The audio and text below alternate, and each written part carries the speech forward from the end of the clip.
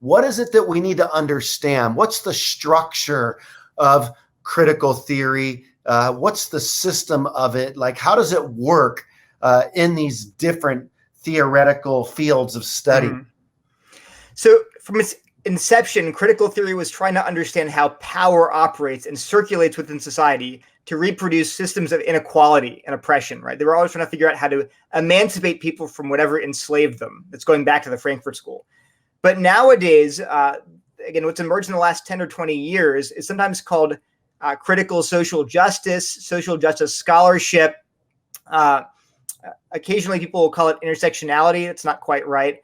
But that framework is based on several ideas that have emerged out of the critical tradition. And I could list them really briefly, but they're things like the social binary. This is the idea that society is divided along axes of race, class, gender, sexuality, physical ability, age, and so forth, into oppressor groups on the top of society and oppressed groups on the bottom. This is why these ideas are sometimes called cultural Marxism. I don't like that term because it's also the term of a crazy conspiracy theory.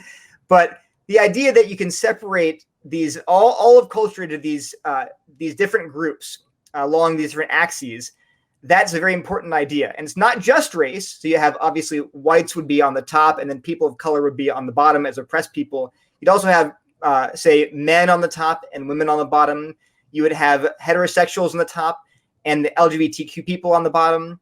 You'd have physically abled people on the top and physically disabled people on the bottom. So along all those axes, you have categories of oppressor and oppressed. And one other really important thing, a couple other important ideas.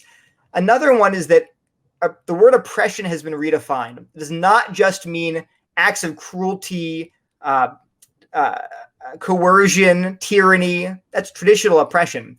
But oppression has been redefined to mean the ways in which people suffer injustice at the hands of a well-meaning liberal societies. So oppression is encoded in ideas. And a classic one that you hear a lot about is the idea of the gender binary being oppressive. Because the gender binary is this excuse people have to see male and female as normal and natural and common sense. But queer theorists would say, actually, that's a form of oppression because you are marginalizing the non-gender binary. That's just one of the axes along which oppression operates. The other ones would be obviously race, class, gender, and so forth.